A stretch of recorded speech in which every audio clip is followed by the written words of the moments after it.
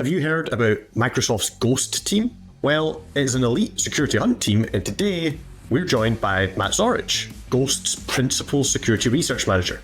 We'll discuss Microsoft's approach to incident response against major cyber threats like ransomware, token theft, and we'll dive into their strategies for defending against these attacks. We'll talk about how you can apply them to secure your business, and Matt's also just released the definitive guide to KQL, so we'll be talking about Kusto's role in all of that. Let's go. So Matt, tell me all about Microsoft Ghost. What is this thing? Because it sounds really, really cool. Yeah, for sure. So first of all, Ghost stands for the Global Hunting Oversight and Strategic Triage Team. So I always joke that that's what we call a backronym. So come up with the cool title first and then come up with some words that kind of make sense. But yeah, it's like a relatively new team within Microsoft. So kind of nearly a year or so ago, there was a group of 30 of us originally, and we were all in our partner team known as DART, so the Detection and Response Team. So DART's Microsoft's internal they do customer-facing incident response. So, if someone gets ransomware, you can call up DART and DART will come in and help you. I guess that team was helping with a lot of other things at Microsoft, including some internal investigations and helping partner teams and doing development work around our incident response tools. All really important things, but not core to incident response.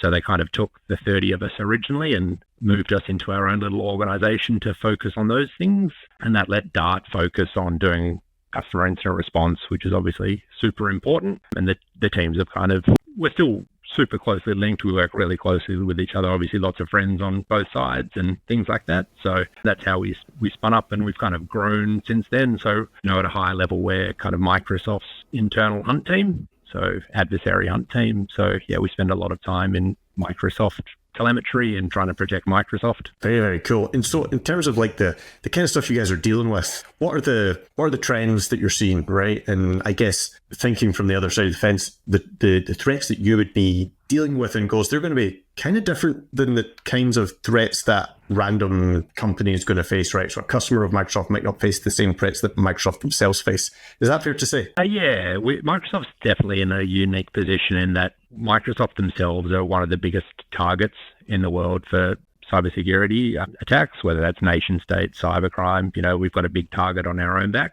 And then we have all our customers as well that individually have a target on their back. And we've got, customers of every size you can imagine, and the threats they deal with are very varied. We've got customers that their kind of adversary would skew towards nation state, but then we've got the cybercrime side of things as well.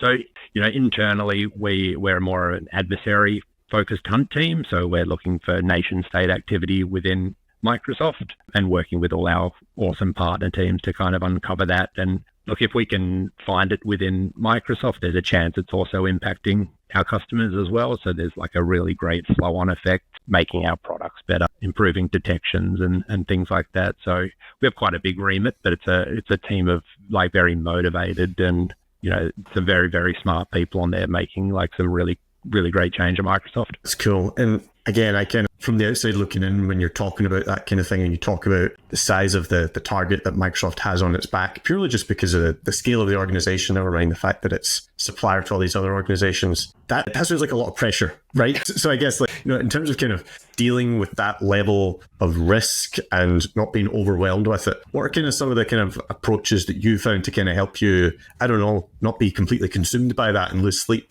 Yeah. Look, I'm very driven in my work, so I love doing that. I often say, like when I'm doing interviews with people, I say, you'll often see me online late at night, but that's because I'm doing something I love, not that there's any obligation to we don't want to burn ourselves out or our people out. We're a decent sized team. We're also not one person's on the hook for protecting all of Microsoft. We're very structured in our work as well. So, we might have a small hunt team looking after one particular thing that's 4 or 5 people. We might have it even smaller than that. Then something might be a bit bigger and that requires, a dozen people. But we have people all around the world. So we follow that follow the sun model. We don't want to burn weekends. We don't want people working on Christmas, just like really any organization. So, we like people to be passionate about their job, but we don't want to feel like it's all on their shoulders. Sometimes it's, do what I say and not what I do, because I can be working some pretty weird hours, but I find it super fascinating. So, and a lot of our team do. Yeah, no, it's you see that a lot in this industry where there is a lot of do as I say, not as I do, and it's very easy to tell folks to manage the whole work-life balance thing and all that kind of stuff. But then about 2 hours later, you find yourself at the keyboard at 11 p.m. Right? It's like you said, if you love what you do, it's hard to just step away. Yeah, that's exactly it. I've never felt like I've never been pressured to work crazy hours like that. Like, we have the processes and the people all around the world to kind of hand things off to. Like you say, Microsoft internally is like a very big machine, and we have like capable people in every time zone you can imagine. Yeah. Yeah. Well, I guess it's, the scale of the problem you're facing is kind of equally met by the scale of the resource you're able to throw at it, I guess, right? That makes a lot of sense. And so if I'm kind of thinking about the specifics of the type of attacks that you folks are seeing and you're helping both Microsoft and customers defend against, what are some of the big key themes, right? Because, I mean, I'll tell you, like, just off the top of my head, I feel like barely a week goes past where I'm not talking with customers about things like token theft, specifically AITM. And I'm just wondering, is that kind of consistent with the kind of things you're seeing? Yeah, absolutely. We see the same things. We might see it on like a slightly bigger scale, but yeah, definitely lots of token theft and adversary-in-the-middle versus like the traditional phishing. I guess like as MFA adoption has improved somewhat, that the adversaries have moved to doing the adversary-in-the-middle phishing, and really it's pretty trivial to stand up that infrastructure. We try to kind of take it down and block it as quick as we can, but you can set up people jacks and these things in no time. So definitely token theft, you see a lot of that. You still see the exploitation of vulnerabilities, especially anything internet facing that's like an easy target. So vulnerable web apps, vulnerable servers, vulnerable appliances, they can be a target for both nation states and kind of the financially motivated threat actors. So think your ransomware groups. They obviously have different motivations once they're in, but they kind of find their way into your environment in much the same ways. Right. And I guess one of the big pieces of news that's happening at the minute is the mandatory MFA for at least the Azure admin portals and Intune and Entra admin portals. On the one hand, it's kind of like you look at it and you're like, this is the right thing to do. But then, I mean, you just need to kind of go on like a Reddit thread or something like that, and you'll see all the people that are desperate for exclusions or pushing that down the road. And I guess one of the perceptions I always have is Microsoft kind of sometimes it feels like you're in a position where you're damned if you do and you're damned if you don't, right? And so with the increase in things like mandatory MFA, will that significantly move the needle, or will it just be a case that the adversaries eventually catch up? And what's your thoughts there? I think that it'll make a massive difference enforcing MFA, especially on the Azure admin portal and the security portals and all those kind of management interfaces. Yeah, it will make a huge difference. We see a lot of single factor to those things, like you would as well. Until a company is compromised and they're affected by it, they're often not thinking about it. So getting in front of that is a huge win. And like you say, Microsoft is definitely damned if you do and damned if you don't, because it's, we own the platform in Entra. We want to protect our customers and help them protect themselves, but we also don't want to feel like, we're kind of trying to police them in that way. So it's that delicate balance of, one organization love you for a change and another organization screaming you for change. But I can tell you, as like being an incident responder and like threat hunter, it will make a massive difference. It's just about imposing cost on adversaries. You're kind of raising the floor a little bit, and that's like a huge thing. No one's ever like 100% secure, or it's not going to be perfect for any organization, but just adding that small barrier, it's going to make the world of difference, I promise. Right. I guess because I love that point about raising the cost, because it's kind of, unless you've got infinite resource, that's kind of the only thing you've got on your side, right? It's you just have to keep throwing so much stuff at this that it becomes a nightmare that for your average company, they're just going to give up and they're going to move on to the next easy target. But when I say something like that, is that an oversimplification, right? Because I don't want to make it sound like, it's just as easy as throwing MFA and a few other things at it. But at the same time, it's kind of like, well, that's really all we can do, right? Is just keep throwing these different layers of defense. Yeah, I always say it's all about reducing risk to your business. I always use the analogy of, if you think of like having IP cameras on your home, if you've got cameras out front of your home and they're visible to someone that wants to rob your house, that might be enough to dissuade them to move on. That said, if someone really wants in Rue's house because they've got something that like only you have, I'm not sure, maybe you're collecting something awesome and they want in, it's maybe not going to prevent someone that particularly wants into your house, but the drive-by kind of criminals, they'll be like, oh, we're going to move on to, there's an easier target down the road. So that's the way we kind of explain it. Sure, that makes sense. Well, look, if there's anyone who is particularly interested in hordes and hordes of Grand Theft Auto merchandise, then feel free to try and get past my alarm system. We'll see how it goes. Cool, that makes a lot of sense. Listen, one of the other big things that I wanted to talk to you about, because it's kind of how I came to know your work going back a few years ago now, is your, hopefully I'm phrasing this right, kind of your passion in KQL, right? And, you had the whole 365 days of KQL. You've now just co-authored a new book, right? The Definitive Guide to KQL. And so in your day-to-day job at the minute now at Ghost, are you still making kind of extensive use of that? I write hundreds of thousands of queries every day in my life. Yeah, for sure. I've definitely gotten, we have some like cool automation and stuff on the back that takes some of the burden of doing manual queries. But yeah, definitely spend a lot of time in Kusto still and use those skills pretty much every day. We got a heap of new starters in our team, so it's been awesome to kind of help them train and just point them at Amazon and say, there you go. Just that's all you'll ever need. But no, it's still heavily involved in our team, our partner teams, all through Microsoft Custos, like a foundation, not just for security, but for operations, for performance, for all those kind of things. It's like the backbone of big data here. When you were writing that book, you obviously went into it kind of being at that expert level of KQL wizardry. Is there anything that through the process of researching the book, writing the book, thrashing out ideas that you kind of wish you'd known ahead of time? Like anything you're kind of like, oh, I didn't know that. That would have helped me years ago. Yeah, definitely. I learned a lot when I was writing it, not just about Kusto itself, just like nuances of it, but also the book writing process itself. I think like I always used to laugh, just like who would write a technical book in 2024?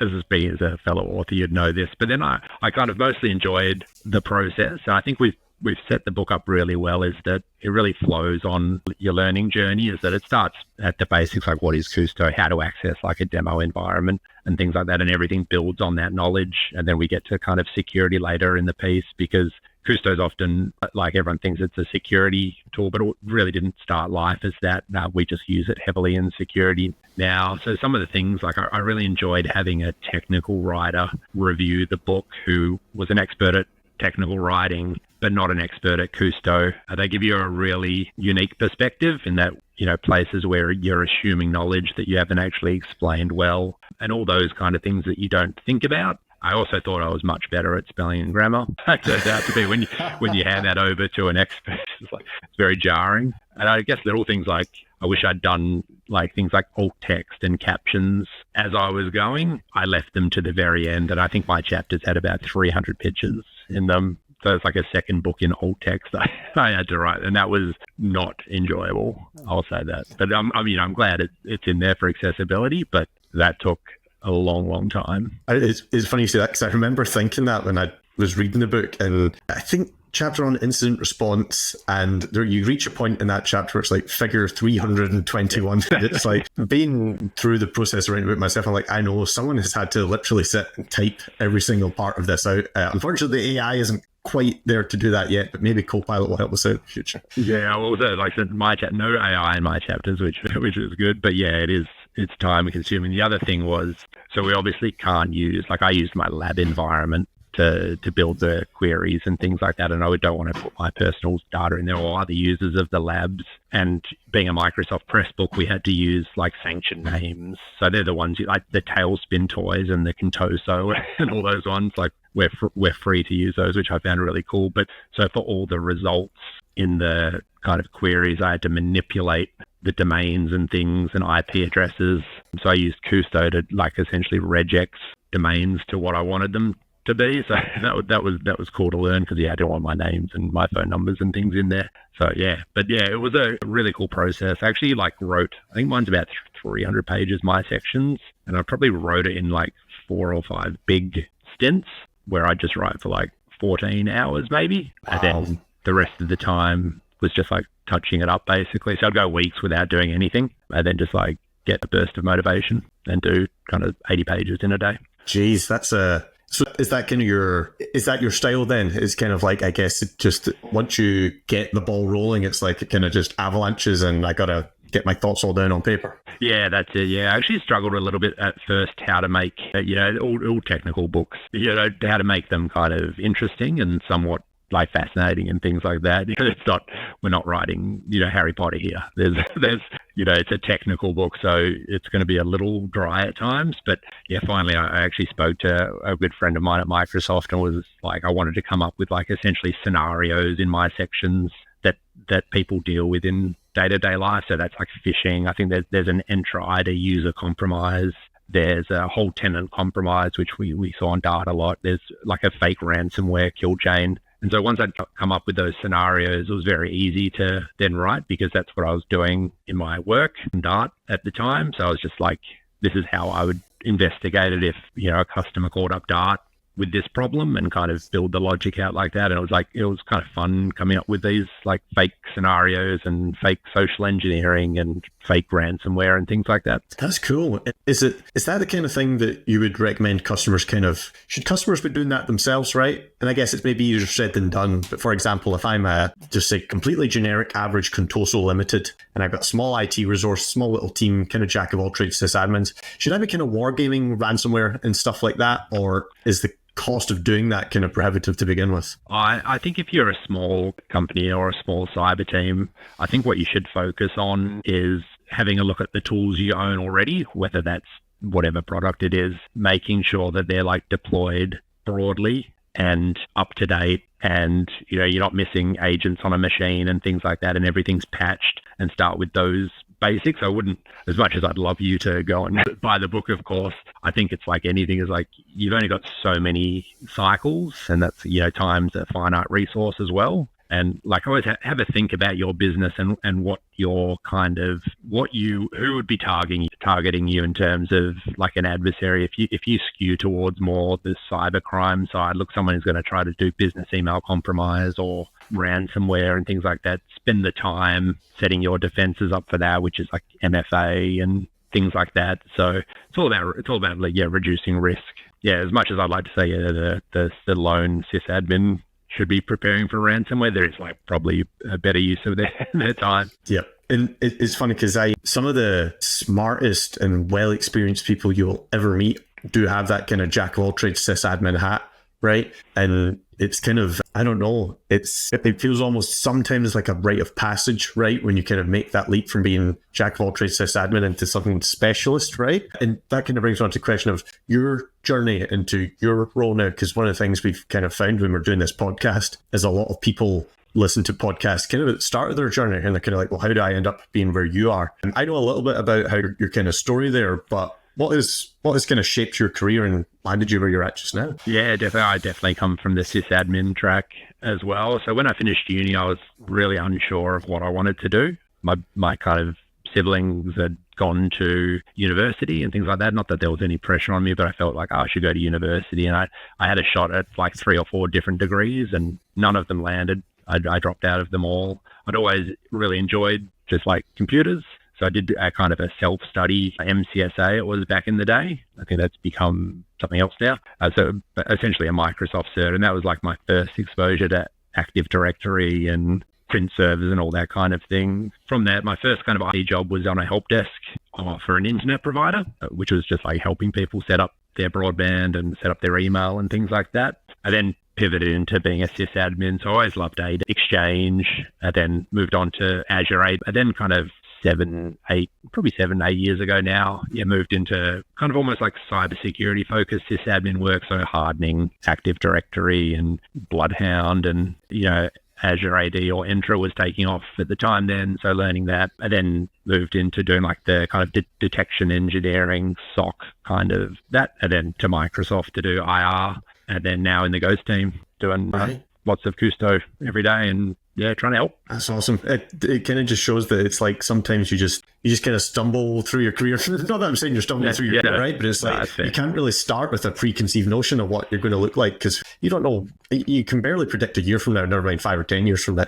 right? Yeah, that's it. No, I definitely stumbled through. That's not, I don't take offense to that whatsoever. And especially like when I think I'm a bit older, like when I started, like cybersecurity wasn't really a profession. It was like, if you think it's niche now, it was ultra niche then. And my first kind of job in that was the company they'd had a pen test done, and it was pretty ordinary. They'd got to like domain admin within 45 minutes or something, and a lot of Active Directory recommendations came out of it. So that's where I was kind of straddling, half sysadmin, half cyber. Finished up that work and just jumped full on to the cyber bandwagon. I was fortunate they kept me on for a few years there before I jumped to Microsoft. Oh, that's really cool. So speaking of Active Directory, right? It's if you can kind of master Active Directory, I'm kind of the opinion that like you could literally master anything in the entire world. You want to do physics or economics, it's like go for it, you know what I mean? Because there's a lot of complexity there, right? And with that complexity,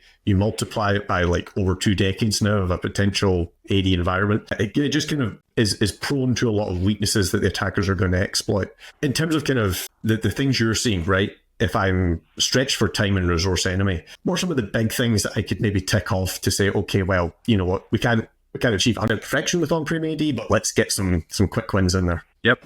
Just spend your resources protecting tier 0. So protect your domain admins, your enterprise admins, any systems that you consider in tier 0. So that's like your DCs themselves, ADFS if you're still using ADFS, Entra ID Connect, certificate services, anything like that forms the core of Active Directory. Definitely spend your cycles in there. I say, like, we're not going to stop our users getting compromised, our end users. They're going to click on phishing or they're going to install something. That's inevitable. We'd like to stop that, but it's very difficult, and it's very difficult in big organizations.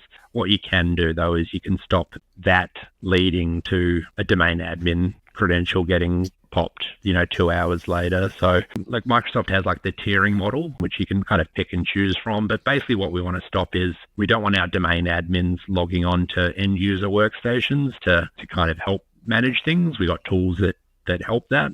So you just to prevent those paths to domain admin. So you run tools like, you've got Bloodhound that you can run for free. There's Ping Castle, which is awesome. That just will spit you out a report of things to go fix, and they're usually really easy. The thing with AD is like I love AD. I think everyone knows how much I love AD. You can kind of misconfigure AD in a security sense while not causing any operational impact on your business, and that's where I think businesses get in trouble. Like if you think of that versus a firewall, if you make a firewall configuration mistake, everyone loses at the internet.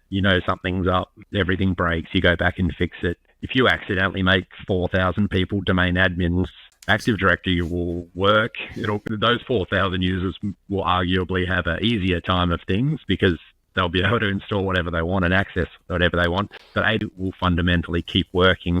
And if no one goes and has a look, that could be there forever, and a bad guy's going to stumble over it. The other one is like servers. It's always servers accounts, so generic accounts and servers accounts that are sitting in domain admins with weak passwords. Just make sure that you're protecting them, understanding where they log on from. Do they need domain admin? So it's like in Entra, do you need global admin? Do you need domain admin? Same argument. It's like the answer is probably no. Yep. Yeah, it's, again, I think back to when I was kind of starting in IT and you'd be reading an online guide from some vendor to establish some kind of third-party service, and it was always, just create a standard service account and give them domain admin, and it's like, do we really need that? It works, yeah. And part of the challenge then is moving to that least privilege model, right? Because I'll tell you what, it's something that we were talking about at ThreatScape in our little team chat a few weeks ago, where you look at Entra and you look at all the different roles that are available in there, and I don't know if there's hundreds, but sometimes it feels like there's hundreds, right? Especially when you then start looking at all the RBAC within Intune, which is its own RBAC, and Purview has its own RBAC, and Exchange has its own RBAC. And conceptually, I think everyone gets, least privilege makes sense, but operationally, it's kind of hard to argue that it does add a little bit of overhead, right? Because I really need to understand what am I potentially going to break if I move this account, which was previously a global admin, and I start going down to that kind of RBAC model. And so I get an idea that I want to kind of bounce off you and see what you think. For me, it's kind of like, rather than just immediately jumping all in and going, revoking those global admin permissions, which may be used for years and years, to me, I would rather you maybe focused on protecting protecting that global admin role. And then when you're comfortable with that, then start looking at using less. And what I mean by that is start using things like PIM with forced re-authentication and session time limits and all that to protect against token theft.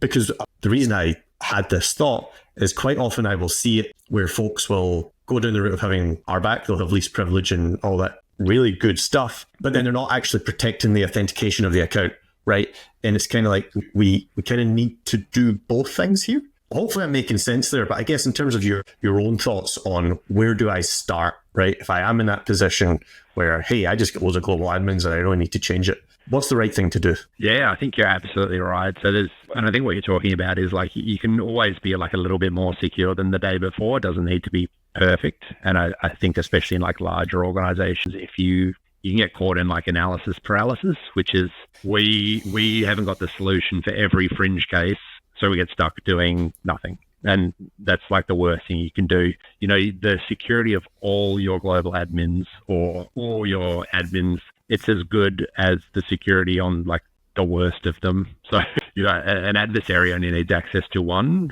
and they will unwind all the policies, all the PIM that are protecting them. So, you know, things like, look, if you've got 20 global admins, like you'd love to have less than that, but that's if they're hardened, if they're using, you know, FIDO2 security keys and they're only allowed to log on from, you know, certain workstations and certain environments, and, you know, conditional access is like locking them to compliant devices, you know, whatever rules you want to put in, that's going to be better than having 5 global admins with no MFA or, you know, so it's just about balancing that risk. So I think you do both. If there's clearly accounts that can just go because they don't belong, you take them out. You know, if it's more work to remove the others because of the way they're working or their service accounts, things like that, then you start putting in the controls to protect them better. We always I think in our team, we talk about you can have like preventative controls or detective controls. You want as many preventative controls as you can. So that's like really strong MFA and things like that. But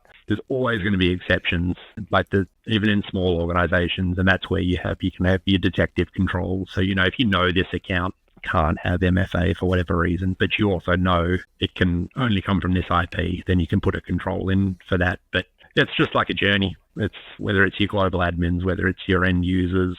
Yeah, like the analysis paralysis, I always love saying, because, yeah, we do see organizations that get kind of stuck in the mud there, trying to think of the fringe use cases and what about this, what about that, and then 6 months later, they've not moved the needle at all. Yep. No, I love that. I'm going to steal that one. Because look, what's the whole thing is like, perfection isn't for this earth, right? It's kind of like, look, sometimes you just need to kind of take your little wins and do lots of little wins, which eventually culminate to something far bigger, right? Some of the thoughts I got is one of the things that I wouldn't say keeps me up at night, but I really contend with is supply chain security. Insofar as we're talking about global admins and things, it's like, well, I can secure my tenant, but as soon as I establish trusted relationships through service principals and application objects and intra B2B and all that kind of stuff, that starts to get, I wouldn't say scary to me, but look, it's a big challenge, right? From Microsoft, obviously, that's an enormous challenge as well, right? Because you own the platform, and it's a case of making sure that we, as that core provider of everything, we have to be secure in everything as well. Where I'm headed with this is we've seen this kind of renewed initiative, right, under Microsoft to make security kind of number one priority. Taking into account Microsoft's prevalence as like, I don't know, number one, number two, whatever supplier of IT worldwide. How has that kind of renewed focus on security affected what you've seen day to day in the culture of Microsoft? Yeah, it's been a huge change. So I've got like one of my mentors in the team who's been at Microsoft a long time, like 20 plus years. He was around for, I think it's like, you know, the Secure Future, Bill Gates memo kind of thing. He's been around in that time frame, and he's super excited about it as well. And the change we've seen has been really dramatic from all levels. So we're obviously trying to look after first party and things like that, but there's been like a renewed push for that to flow into what customers seeing. So that's improved telemetry. You see that through the kind of the mail items accessed type thing that's now available for everyone. So it's been good to see it both, internally, and then that flow down to our customers. Coming from a consulting background, I love to see that, empower the customers to, give them the tools and give them the telemetry to detect these things where, we're going to do our best on our side from a product side, but there's a lot of risks and threats that are unique to each of our customers, and we need to kind of arm them with the tools within our team ourselves. So we have a developer team and we have an infrastructure team as well within Ghost that kind of manage our back-end infrastructure and things like that. And so we've had to help them kind of bring our own kind of setup into line, which has been awesome. There's been challenges and things, but it's been like a really strong push, and it's basically there's not exceptions. You need to find a way to work this way. The other thing that's been really great is other teams kind of coming to us and us going to other teams with ideas and just like commenting on documentation. As a threat hunt team, we have a very unique kind of view of the world. We see things differently than what a product would. There's no right or wrong. We're just seeing it from a different lens, where we're seeing logs from a kind of what an attacker is doing, and can we see it in the telemetry? And the product group is seeing it from a different lens. And I think we're getting some really good wins where everyone's kind of coming together. We've got red teams that are putting their input in. We've got threat intelligence teams. We've got all those kind of people coming together to kind of create some really good outcomes. That's really cool. And when you're talking about logging and things, it's one of those things that on the surface appears kind of trivial, right? It's like, well, why can't you just log it and make that available? But I got to imagine under the hood, well, you take something like Exchange Online, and I can't even fathom how many how many mail item access entries are being created every second. You know what I mean? It's like just the scale of the data center that'd be required to host those individual logs is kind of staggering. So I guess the point here is that it's like, look, it's this kind of stuff doesn't happen overnight, right? And it's a big challenge, but you guys are you're clearly making moves on it. Yeah, that's it. It's a huge uplift. I always say, like, I think my very first customer engagement when I was on Dart, I think I'd been there a few weeks. And the customer was like, they had 2 million users. And I was, this is the biggest kind of Entra environment I'd ever seen. It's just there's customers of every scale, from 1 user up to like literally millions. So we obviously need to deploy those that stuff needs to be rolled out. Someone I'm sure could just push the button, but it needs to be the storage needs to be there and the compute needs to be there, and there's uptime to worry about in those things. But there's definitely, everyone that I deal with everyone just wants to empower the customers. The mail items accessed is a great one, but there's other ones that was like the very publicly known one, but there's kind of improvements to logging and stuff happening all the time, and the product groups are always like exceptionally open to the feedback we provide and other teams provide. That is very cool. And so I guess, is it a case of, a lot of the customers you're working with, I'm going to make the assumption that they won't be entirely Microsoft houses. And what I mean by that is they're maybe not using things like Defender XDR, they maybe get third parties and things like that in place. Do you find that through your work, either through Ghost, that whether or not the customer uses Microsoft, you can kind of take some of the stuff you're learning on that real world at the coalface thing, and then feed that back to the product group then to make things like Defender better? Is that part of your work then? Yeah, exactly. It's certainly more on the IR side. I think now that I'm a little bit more first party, Microsoft obviously uses a Defender internally. But yeah, look, when we're in Dart, there's no like whatever tooling a customer's using, you're still there to ultimately help. They're still a Microsoft customer in some way, whether that's through Dart or they're using Windows or they're using M365. Just because they're not using our security stack, that doesn't make them not one of our customers. So, we always think like, oh, they're not using Defender, but it's, you forget it's like they might be using Exchange Online. That's a product they might be using. We have customers that use Azure or use AWS and that, and we're trying to help them in much the same way. So yeah, we definitely take the learnings from those other products. And same as, in Dart, we used to work closely with other vendors as well. When an organization suffers like ransomware or something like that, often they have multiple IR partners in there. So there might be one focused on on-prem, there might be one focused on cloud. Microsoft might be focused on Active Directory remediation because that's our baby. And it was the same with that, is like we've had a great experience dealing with other IR firms. Everyone's there just to help the customer. Same fight, regardless of what logo's on your shirt or what's on your email address. Nicely put. And because I guess we'll probably start wrapping up now, but in terms of the load that puts on you, because I don't know about now, but certainly I guess when you're doing IR, you're probably working with customers on what's going to be the worst day of their professional career, right? A lot of heightened emotions and all the rest of it and things like that. How do you cope with that, both for yourself and in terms of the customer, from just having that kind of, I don't know, it seems to me like it's a little bit more than just a straightforward job, right? Because the emotions and things get involved rather than just pure tech. Yeah, 100%. We always say it like it, and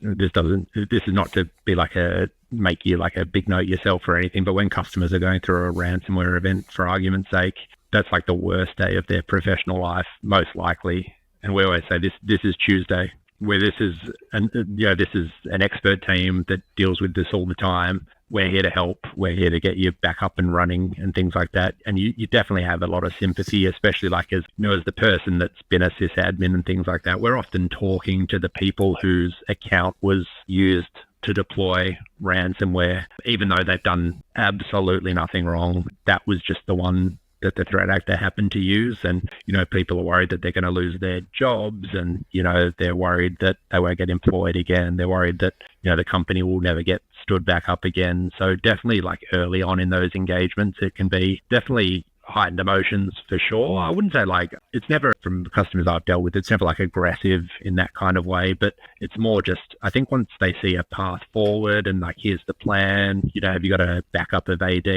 Let's start rebuilding over here in kind of a clean kind of network, and we'll stand it up over there. Because I think like in recent times, especially with like the prevalence of ransomware, is that buy and kind of recovery really go hand in hand. You're not, companies need to be back up and running as soon as possible. So you're rebuilding AD, you're rebuilding Entra ID Connect, you're doing all that. You're doing mass password resets while forensics are trying to understand exactly what happened. The kind of the forensics and the recovery work streams really feed into each other. And once systems start getting back up and running, and then on the other side is like often technical teams are really excited because, they've not been able to enable MFA because of business things.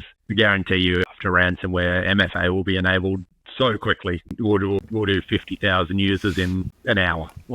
And they see the improvements, especially on the Dart side, even in Ghost. Anyone that's done with incident response is like, you're often not telling the technical teams anything they really didn't know about the environment. It's just that until they go through an incident, there's that sometimes a lack of buy-in, or, it's all about money and resourcing and things like that. It's sometimes hard to get that investment. So it's interesting. Yeah, everyone should have a go at incident response. Right, cool. Wow, yeah. Everyone should have a go at incident response. I kind of sounds like a threat. You'll learn a lot. Yeah, I'll bet. Well, look, listen, we're going to wrap this up. That was awesome. I always love spending time with you, Matt. You were my favorite. Yeah. I appreciate you joining me. I guess I got to upload the book, right? So Guide to KQL. Where's the best folks to pick that up? Yeah, so Amazon or the Microsoft Press Store itself. I think if you use code word Kusto, so KUSTO on the Microsoft Press Store, I think there's a 30% off at the moment. So yeah, would love for you to pick it up. Would love for your feedback.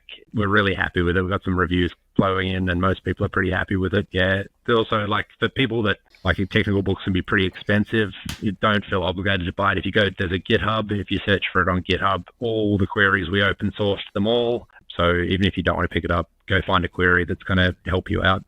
We'd prefer you not get ransomware than buy a copy of that book, I promise. Awesome. And I guess folks can find you quite easily online, right? You're on Twitter, you're on LinkedIn, all that good stuff. Yeah, definitely track me down. Always happy to help. Awesome. Good stuff. Okay. Well, Matt, it's been a pleasure. I'll catch up with you soon.